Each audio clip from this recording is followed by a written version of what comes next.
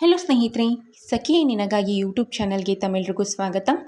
ಸ್ನೇಹಿತರೆ, ನಾನು ಈ ದಿನ ನಿಮಗೆ ನಿಮ್ಮ ತಲೆ ಕೂದಲು ಶಾಶ್ವತವಾಗಿ ಕಪ್ಪಾಗೋದಕ್ಕೆ ಒಂದು ಸಿಂಪಲ್ ಆಗಿರುವಂತಹ ಹೋಮ್ ರೆಮಿಡಿ ಬಗ್ಗೆ ಮಾಹಿತಿ ಕೊಡ್ತೀನಿ. ತುಂಬ ಜನಕ್ಕೆ, ಅದರಲ್ಲೂ ಚಿಕ್ಕ ಮಕ್ಕಳಿಗೆಲ್ಲ ಸಹ ಕೂಡ ಈ ಒಂದು ಬಿಳಿ ಕೂದಲಿನ ಸಮಸ್ಯೆ ಅನ್ನೋದು ಕಾಡ್ತಿರುತ್ತೆ. ಹಾರ್ಮೋನ್ ಇಂಬ್ಯಾಲೆನ್ಸಿಂದ ಆಗಿರ್ಬೋದು, ಅಥವಾ ಅವರ ಆಹಾರ ಪದ್ಧತಿಯಿಂದ ಸಹ ಕೂಡ ಬಿಳಿ ಕೂದಲಿನ ಸಮಸ್ಯೆ ಅನ್ನೋದು ಹೆಚ್ಚಾಗಿ ಕಾಡ್ತಿರುತ್ತೆ.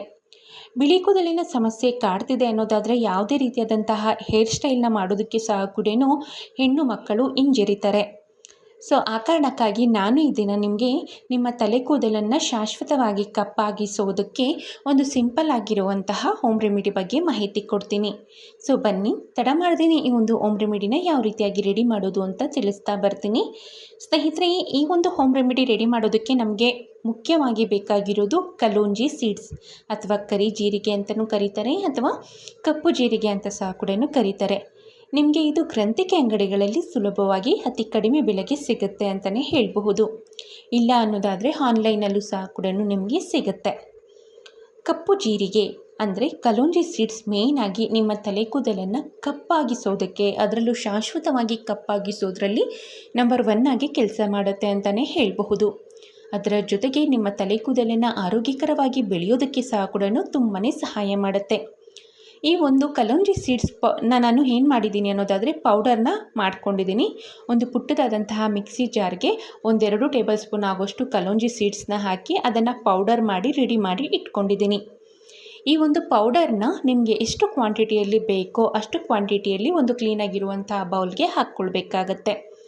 ಇದರ ಮಧ್ಯೆ ನನ್ನಲ್ಲಿ ನಿಮಗೆ ಒಂದು ರಿಕ್ವೆಸ್ಟ್, ನೀವೇನಾದರೂ ಈ ಒಂದು ಚಾನಲ್ನ ಇದೇ ಮೊದಲನೇ ಬಾರಿ ನೋಡ್ತಿದ್ರೆ ಮತ್ತಷ್ಟು ಬ್ಯೂಟಿ ಟಿಪ್ಸ್ಗಾಗಿ ದಯವಿಟ್ಟು ಈ ಚಾನಲ್ನ ಸಬ್ಸ್ಕ್ರೈಬ್ ಮಾಡ್ಕೊಳ್ಳಿ.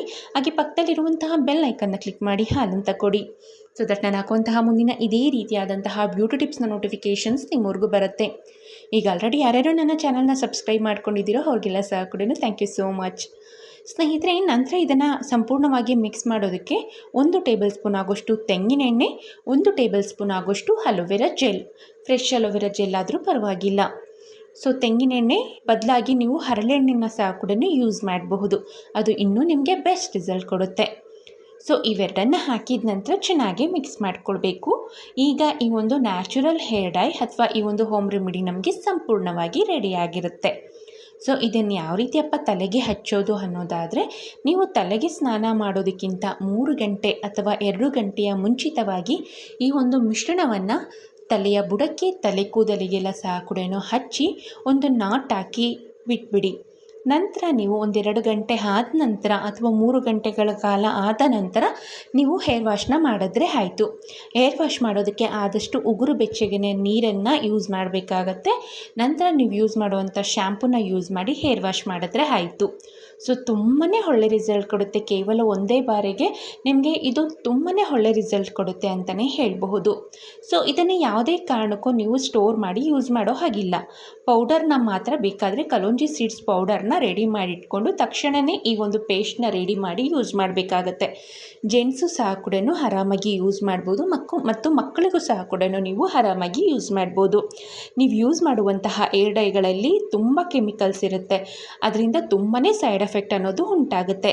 ಬಟ್ ಈ ಒಂದು ಹೋಮ್ ರೆಮಿಡಿ ಅಥವಾ ಈ ಒಂದು ನ್ಯಾಚುರಲ್ ಏರ್ ಡೈಯಿಂದ ಬೆನಿಫಿಟ್ಸ್ ಇದೆ ಹೊರತು ಯಾವುದೇ ಕಾರಣಕ್ಕೂ ಸೈಡ್ ಎಫೆಕ್ಟ್ಸ್ ಅನ್ನೋದು ನಿಮಗೆ ಆಗೋದಿಲ್ಲ.